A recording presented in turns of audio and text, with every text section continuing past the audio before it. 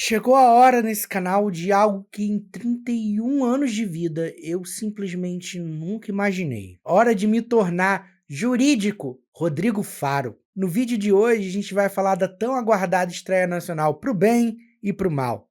Silvio. Durante um sequestro, o apresentador Silvio Santos, vivido por Rodrigo Faro, precisa lutar para proteger sua família e seu legado, enquanto encara de frente um dos momentos mais desafiadores de sua vida. Esse é um filme que está sendo bastante comentado e bastante polêmico desde o lançamento das suas primeiras imagens, desde a escalação do Rodrigo Faro para viver o Silvio Santos, e aí quando saíram os trailers a coisa pegou fogo mesmo, né? O pessoal falando, nossa, como esse vai ser um dos piores filmes já feitos, etc, etc. E assim, é bom?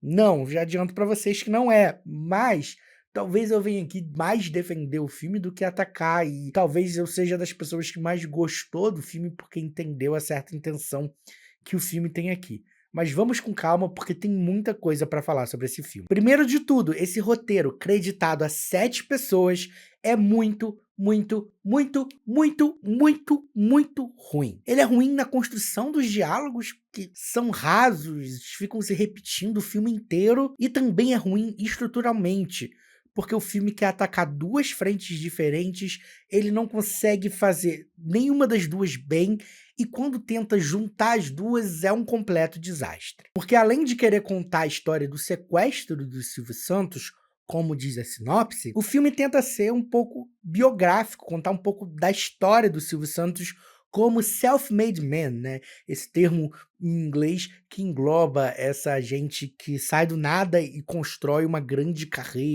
carreira de grande sucesso sozinho. Só que o filme coloca as duas coisas para conversar dentro do cenário do sequestro, ou seja, traduzindo em linguagem popular. O que a gente tem aqui é o Silvio Santos contando pro sequestrador como ele construiu o baú da felicidade. Sabe? Confesso pra vocês que foi difícil. A primeira meia hora de filme eu realmente quis sair da sessão e ir embora. Mas eu sou brasileiro, não desisto nunca, sou produtor de conteúdo, então eu fiquei até o final pra vocês. Eu acho que conforme você vai abstraindo essas coisas, talvez o filme fique um pouco melhor. E isso porque em nenhum momento eu considerei essa aura heróica que o filme quer dar ao Silvio Santos, sabe? Transformando ele quase num super-herói aqui, porque tudo bem, sabe, eu já assisti outros filmes de biografia que querem exaltar a história do biografado, então eu simplesmente aceitei aquilo ali e relevei, sabe. Existem outras coisas muito piores aqui pra gente comentar. E eu sei que tá todo mundo curioso pela mesma coisa, se o filme comenta a morte do Silvio Santos, já que o Silvio morreu um pouco menos de um mês antes da estreia do filme. E sim, o filme coloca ali uma pequena inserção antes dos créditos iniciais mesmo. Eu não sei se eu sou muito fã dessa ideia, é uma inserção muito simples, mas eu preferia que fosse feita no final, sabe. Eu acho muito mais bonito quando o filme termina e aparece, sei lá, "Para Silvio", sabe, seria muito, muito mais legal. Mas isso é uma coisa que dá tempo de consertar quando o filme for parar nos streamings. Provavelmente eles procuraram a solução mais rápida, afinal foi uma morte muito repentina. Mas agora vamos destrinchar um pouco o filme, eu acho que eu vou falar separadamente dessas duas frentes que eu mencionei. Vou começar falando sobre a frente principal, que é a história do sequestro. Por que ela não funciona? Para uma história dessa funcionar, uma história que envolve ação, que envolve tensão, você tem que manter o ritmo de alguma maneira, e esse ritmo é quebrado por essa história de empreendedorismo que entra dentro dessa história de sequestro.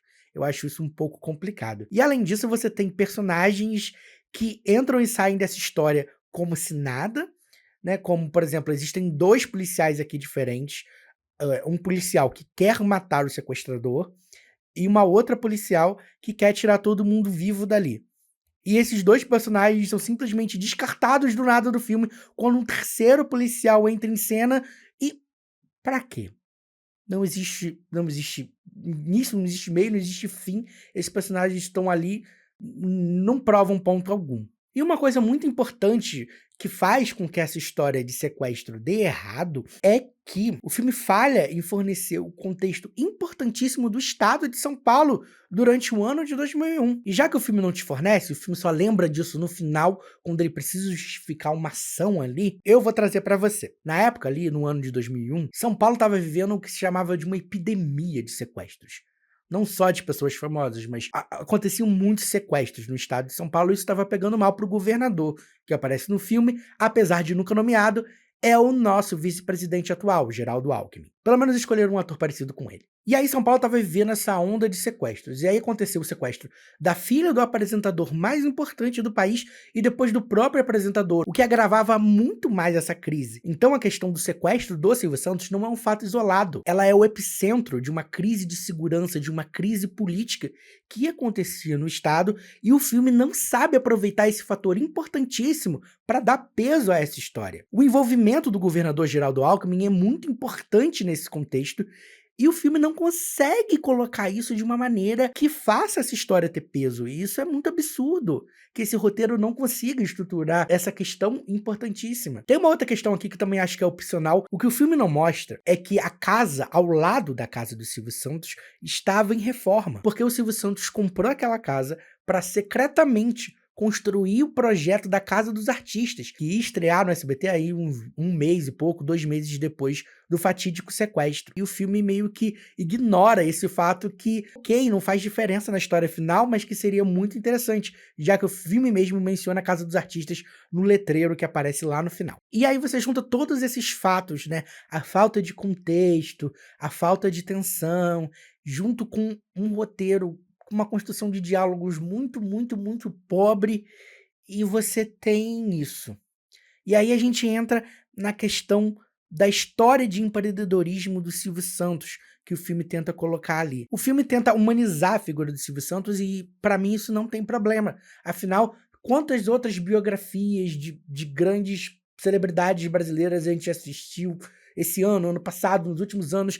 Sei lá, deve ter umas 10 aqui no canal que fazem a mesma coisa. Só que esse filme faz isso da maneira mais capenga. Além de colocar nesse contexto, ele não avança a história. Ele meio que vai reprisando diversos momentos. Sei lá, tem falas que se repetem muitas vezes. Parece que faltou material, de certa maneira. E o filme só conta uma parte da história. O que a gente vê ali é o Silvio chegando quase no fundo do poço, porque o pai era viciado em jogo e ele precisava ajudar em casa. E aí ele entra pra rádio, precisa de outros empregos para dar conta do emprego da rádio.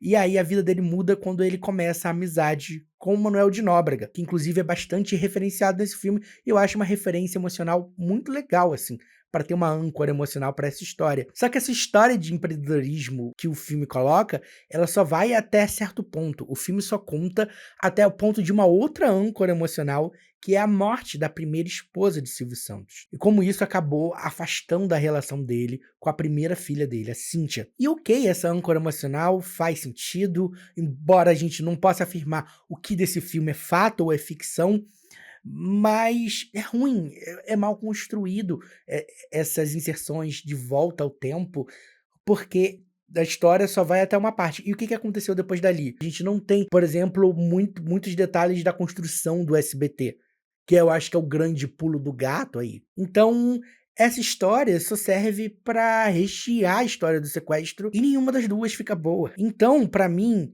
funcionaria se fossem 2 filmes diferentes. Se a gente tivesse um filme sobre sequestro, porque, por exemplo, o filme começa do sequestro do Silvio Santos, o filme não narra o sequestro da Patrícia Bravanel.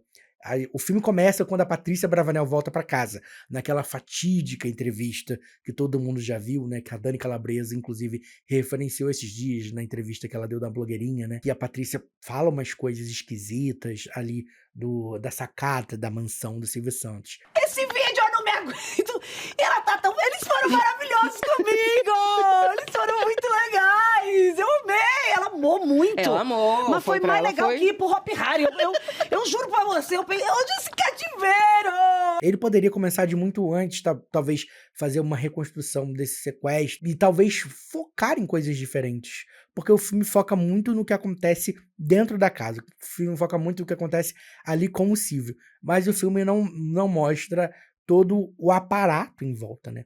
Todo o circo midiático que se formou, toda a cobertura da mídia e o ponto principal que eu acho, que é a crise de segurança que acontecia no estado de São Paulo e como o sequestro de uma das pessoas mais importantes do país foi o auge dessa crise. E o filme de empreendedorismo funcionaria bem, sabe? É um tipo de filme que eu não gosto, mas que dava para ser construído separadamente e que daria super certo, porque é o tipo de cinebiografia redondinha que inunda os cinemas, sei lá, toda semana tem uma cinebiografia brasileira diferente. Agora eu vou num ponto que foi bastante criticado, que foi a escalação de Rodrigo Faro para viver Silvio Santos, e talvez esse seja o ponto que eu mais divirja dos meus colegas aqui no YouTube, porque eu acho que não tem problema. Olha só, eu vou defender Rodrigo Faro em 2024. A que ponto eu cheguei? Vamos aos fatos. Rodrigo Faro é um ator limitado. Ele não é um Antônio Fagundes, ele não é um Tony Ramos, todo mundo tá ciente disso. E além de ser um ator limitado, ele tá há 15 anos sem atuar, né? O último crédito dele, segundo o IMDb, foi a novela Chamas da Vida na Rede Record, que,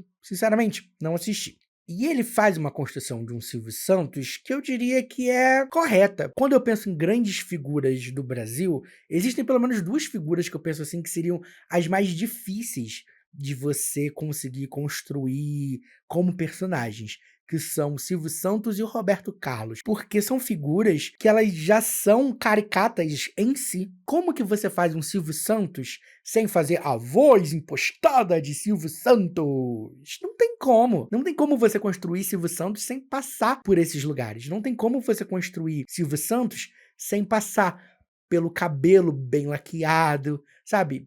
Por essas características físicas e essas características de composição de atuação mesmo. Então, não teria como o Rodrigo Faro não escolher o lugar da caricatura.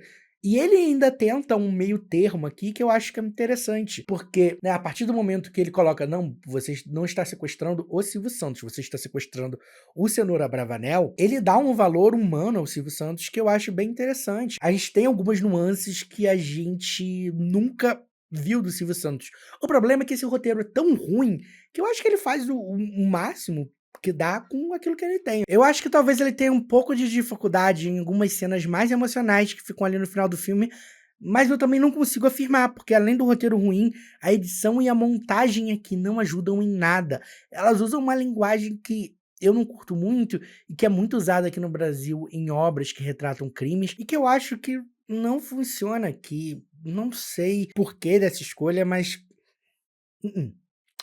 não funciona. E sim, eu acho que o Rodrigo Faro é o menor dos problemas desse filme. Eu acho que dentro do que ele tem pra trabalhar e dentro das suas limitações como ator, ele entrega um bom trabalho. Agora, esse era o filme que essa história merecia? Eu acho que não. Nem a história do sequestro do Silvio Santos, nem a história do Silvio Santos como empresário consegue ser bem contemplada nesse filme. Tem momentos nesse filme que eu ri no cinema, mas eu tenho certeza que não eram pra ser bem-humorados. Isso me incomoda, eu não gosto disso. A gente precisa falar dos outros coadjuvantes, né? Sei lá, tem 5, 6, 7 filhos do Silvio Santos ali. Tem umas que eu não ouvi a voz. Não sei para que ela tem tanta filha ali. E elas são representadas numa coisa quase gospel ali, sabe? Tem uma didática muito estranha ali, elas todas juntas. Parece realmente as cenas que aparecem a Isa Bravanel são quase aquelas reconstituições de programa de igreja. Eu acho muito bizarro. A maioria delas nem tem fala, assim. Eu acho muito, muito engraçado isso. Enfim, mas eu acho que a produção é até caprichada, principalmente eu acho que a caracterização do Rodrigo Faro, ela é boa, mas é isso, eu acho que é um desperdício de potencial. Eu consigo enxergar onde o filme queria chegar, juntando essas duas histórias. Em algum momento, eu acho que até poderia dar certo, mas o filme resolve colocar o Silvio como contador de histórias. Eu acho que o grande problema da junção desses dois momentos está aí. Se o Silvio tivesse apenas recordando o seu passado, pensando como ele precisava sair dali para pedir perdão para sua primeira filha, né, para sua filha número 1, eu acho que a história funcionaria melhor. Ou, por exemplo, se a gente conseguisse acompanhar a história do Silvio empresário até a fundação da TVS, até o momento em que ele se torna o rei da TV, né, que é aquela série que fala sobre ele, funcionaria também. Mas o filme ele não consegue chegar no ponto certo em nenhuma dessas instâncias e acaba sendo uma obra bastante discutível. E é isso, gente. Falei bastante sobre Silvio. Se eu fosse vocês, iria assistir esse filme no cinema. Eu acho, pra vocês terem suas próprias opiniões. Talvez vocês concordem ou discordem comigo. Se você tá vendo esse vídeo na semana de lançamento, tá ocorrendo a Semana do Cinema em diversos cinemas brasileiros e os ingressos estão saindo a R$12. Inclusive, na rede de cinemas da minha cidade tem promoção até na pipoca. Afinal, aqui no canal a gente dá a nossa opinião, mas a gente também incentiva você a ter a sua própria. E claro, se você chegou até aqui, não esquece de deixar o seu like, se inscrever no canal e ativar o sininho para não perder nenhuma novidade. Para Silvio, eu dou 1,5 estrelas. As minhas redes sociais estão aparecendo aqui. Esse é o meu arroba em várias delas, como Facebook, Instagram, Twitter, o falecido Twitter tá lá se você usa VPN ou se você mora fora do país. Pode me seguir lá. Não tem tweets, obviamente, mas pode me seguir lá. Atualmente estou usando bastante o Blue Sky como um novo Twitter, mas o que eu recomendo mesmo é que você me siga no Letterboxd, a rede social de filmes onde eu coloco todas as notas antes do filme vir aqui pro canal. Então meio que você que me segue no Letterboxd sabe de antemão tudo que vai aparecer por aqui. E é isso, gente. Infelizmente eu nunca realizarei meu sonho de pegar um aviãozinho de dinheiro, mas eu ainda vou tentar uma vaga no Roda Roda Jequiti. Até o próximo filme.